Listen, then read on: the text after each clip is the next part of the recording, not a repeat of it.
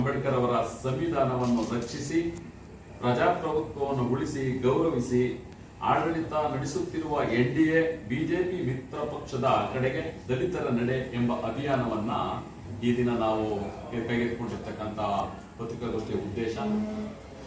ಏನಿವತ್ತು ಉದ್ದೇಶ ಅಂದ್ರೆ, ನಮ್ಮ ಸ್ನೇಹಿತರುಗಳಾದಂಥ ಕಾಂಗ್ರೆಸ್ ಪಕ್ಷದ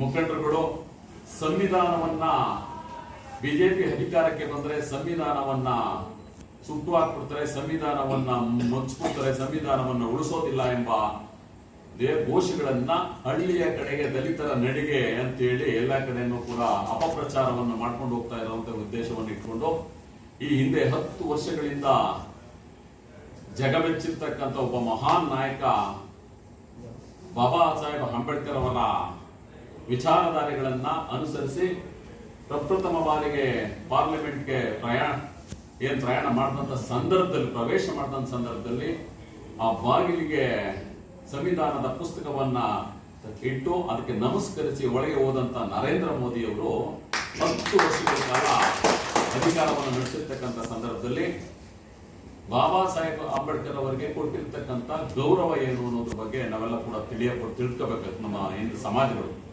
ಹೇಗೆ ಅಂದ್ರೆ ಅವರು ಪಂಚತೀರ್ಥ ಯಾತ್ರೆಯನ್ನ ಬಹಳ ಕೈಗೆತ್ತಿಕೊಂಡಂತ ಒಬ್ಬ ಮಹಾನ್ ನಾಯಕ ನರೇಂದ್ರ ಮೋದಿ ಅವರು. ಏನವರು ಜನ್ಮಸ್ಥಳ, ಅವರು ಹುಟ್ಟಿದಂತ ಸ್ಥಳವನ್ನ ಎಷ್ಟು ಮಟ್ಟಿಗೆ ಅಭಿವೃದ್ಧಿ ಮಾಡಿ ಪ್ರವಾಸಿ ತಾಣವನ್ನಾಗಿ ಮಾಡಬೇಕು, ಪ್ರತಿನಿತ್ಯ ಸಾವಿರಾರು ಲಕ್ಷಾಂತರ ಜನ ಹೋಗಿ ಆ ಒಂದು ಸ್ಥಳವನ್ನ ವೀಕ್ಷಣೆ ಮಾಡಿ ಒಂದು ಕಣ್ ತುಂಬಿಕೊಂಡು ಅದರ ಆಶೀರ್ವಾದವನ್ನು ಪಡ್ಕೋಬೇಕಂತ ಒಂದು ಯೋಜನೆ. ಶಿಕ್ಷಾ ಭೂಮಿ, ಲಂಡನ್ ನಲ್ಲಿ ಬಾಬಾ ಸಾಹೇಬ್ ಅಂಬೇಡ್ಕರ್ ಅವರ ಓದಿದಂತಹ ಜಾಗವನ್ನ ದೊಡ್ಡ ಮಟ್ಟದಲ್ಲಿ ಒಂದು ಲೈಬ್ರರಿಯನ್ನಾಗಿ ಮಾಡಿ ಅಲ್ಲಿ ಇಡೀ ಪ್ರಪಂಚವೇ ತಿರುಗಿ ನೋಡ್ತಕ್ಕಂಥ ಒಂದು ದೊಡ್ಡ ಕೆಲಸವನ್ನ ಮಾಡಿರ್ತಕ್ಕಂಥದ್ದೊಂದು.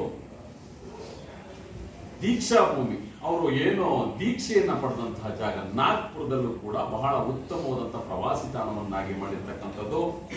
ಪರಿನಿರ್ವಾಣದ ಭೂಮಿ, ಅವರು ಏನು ಜೀವನವನ್ನ ಅಲ್ಲಿ ಏನು ಅರ್ಪಿಸಿದ್ರು ಅಂತ ದೆಹಲಿ ಮತ್ತು ಚೈತ್ಯ ಭೂಮಿ, ಅವರ ಅಂತ್ಯ ಸಂಸ್ಕಾರ ಮಾಡಿರ್ತಕ್ಕಂಥ ಮುಂಬೈಯನ್ನ ದೊಡ್ಡ ಮಟ್ಟದಲ್ಲಿ ಪ್ರವಾಸಿ ತಾಣವನ್ನಾಗಿ ಮಾಡಿರ್ತಕ್ಕಂಥ ಹೆಗ್ಗಳಿಕೆ ಎಲ್ಲಾದ್ರೂ ಇದೆ ಅಂದ್ರೆ ಅದು ಬಹುಶಃ ಅದು ಯಾರಿಗೆ ಸಲ್ತಕ್ಕಂಥದ್ದು ಅಂದ್ರೆ ನರೇಂದ್ರ ಮೋದಿಜಿ ಅವರಿಗೆ ಸಲ್ತಕ್ಕಂಥ, ಈ ದೇಶದ ಪ್ರಧಾನಮಂತ್ರಿ. ಇಷ್ಟೆಲ್ಲ ಯಾಕೆ ಮಾಡಿದ್ದಾರೆ ಅಂದ್ರೆ, ಬಾಬಾ ಸಾಹೇಬ್ ಅಂಬೇಡ್ಕರ್ ಅವರು ನೀಡಿರ್ತಕ್ಕಂಥ ಸಂವಿಧಾನದ ಆಶಯದಲ್ಲಿ ನಾನು 10 ವರ್ಷಗಳ ಕಾಲ ನಿರಂತರವಾಗಿ ನಿಂತು ಪ್ರಧಾನಮಂತ್ರಿ ಸ್ಥಾನವನ್ನು ಅಲಂಕರಿಸಿ ಜನಕ್ಕೆ ಒಂದು ನ್ಯಾಯ ದೊರಕಿಸಿದೆ ಬಾಬಾ ಸಾಹೇಬ್ ಅಂಬೇಡ್ಕರ್ ಅವರು ಕೊಟ್ಟಿರ್ತಕ್ಕಂತಹ ಸಂವಿಧಾನದ ಆಶಯದಡಿ ಅಂತ ಹೇಳಿ ಸಂವಿಧಾನವನ್ನ ಬಹಳ ಇತ್ತೀಚಿನ ದಿನಗಳ ಹಿಂದೆ ಬಹಳ ಸರಿ ಹೇಳಿದ್ರೆ ವಾಜಪೇಯಿ ಸರ್ಕಾರದಲ್ಲಿ ಕೂಡ ಇಂಥ ಕೂಗು ಎದ್ದಿತ್ತು. ಯಾವ ರೀತಿ ಕೂಗು ಅಂದ್ರೆ, ಸಂವಿಧಾನದ ಆಶಯಗಳನ್ನ ಆ ಕೆಳವರ್ಗದ ಸಮುದಾಯಗಳ ಏನ್ ಸವಲತ್ತುಗಳನ್ನ ಕಸಿದುಕೊಳ್ತಾರೆ, ಅದರಿಂದ ಈ ಒಂದು ಪಕ್ಷಕ್ಕೆ ವೋಟ್ ಹಾಕ್ಬೇಡಿ ಅಂತೇಳಿ ಅವತ್ತು ಕೂಡ ಒಂದು ಸ್ಲೋಗನ್ ಎದ್ದಿದ್ದಂತ ಸಂದರ್ಭದಲ್ಲಿ ಕೂಡ ನರೇಂದ್ರ ಮೋದಿ ಅವರು ಮತ್ತೆ ಒಂದು ದಿನ ಮೊನ್ನೆ ಪತ್ರಿಕಾಗೋಷ್ಠಿ ಮಾಡಿ ಹೇಳಿದರೆ, ಸಂವಿಧಾನವನ್ನ ಯಾವುದೇ ಸತ್ತಿರ್ತಕ್ಕಂತಹ ಭೂಮಿಗೆ ಹೋಗಿರ್ತಕ್ಕಂಥ ಯಾವುದೇ ಒಬ್ಬ ನಾಯಕ ಎತ್ಕೊಂಡ್ರು ಕೂಡ ಸಂವಿಧಾನದ ಒಂದು ಪುಸ್ತಕವನ್ನ 11 kV ಕರೆಂಟ್ ಗಿಂತ ಬಹಳ ಭಯಾನಕವಾದಂತಹ ಸಂವಿಧಾನವನ್ನು ಮುಟ್ಲಿಕ್ಕೆ ಯಾರಿಂದನೂ ಸಾಧ್ಯವಿಲ್ಲ.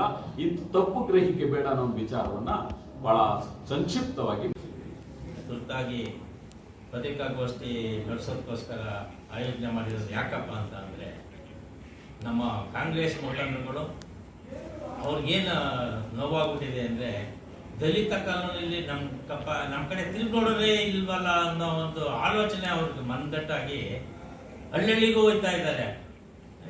ಬಿಜೆಪಿ ಬಂದ್ರೆ ಸಂವಿಧಾನನ ಕಿತ್ತಾಕ್ಬಿಡ್ತಾರೆ, ನಮ್ಮ ರಿಸರ್ವೇಶನ್ ಹೋಗ್ಬಿಡ್ತಾರೆ ನನ್ನ ಅಂತ. ಯಾಕೆ ಅಲ್ಲಿ ಅವ್ರು ಮೈನಸ್ ಆಗ್ಬಿಟ್ಟಿದ್ದಾರೆ ಈಗ ಅಲ್ಲಿ ಕಾಲೋನಿಗಳಲ್ಲಿ.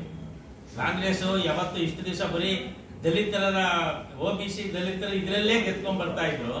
ಅದೀಗ ಅವರ ನಡವಳಿಕೆ ನೋಡಿ ದಲಿತರು ಬೇಸರ ಆಗಿ ಅವರು ನಮ್ಗೂ ಇನ್ನೊಂದು ಪಕ್ಷ ಬೇಕಲ್ಲಪ್ಪ ಅಂತ ಅವರು ನರೇಂದ್ರ ಮೋದಿ ಮತ್ತು ಇತರೆ ಇಂಡಿಯಾ ಪಕ್ಷಗಳನ್ನ ಕೈ ಜೋಡ್ಸಕ್ ತೀರ್ಮಾನ ಮಾಡ್ಕೊಂಡು ಸೇರ್ಕೊಂಡ್ಬಿಟ್ಟಿದ್ದಾರೆ.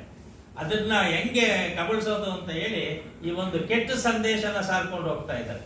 ದಯಮಾಡಿ ಮಾಧ್ಯಮ ಮಿತ್ರರುಗಳು ಈ ಕೆಟ್ಟ ಸಂದೇಶ ಏನ್ ಸಾರ್ತಾ ಇದ್ದಾರೆ, ಇದೆ ನರೇಂದ್ರ ಮೋದಿ ಅವ್ರ ಬಾಯಲ್ಲಿ ಯಾವತ್ತೂ ಬಂದಿಲ್ಲ.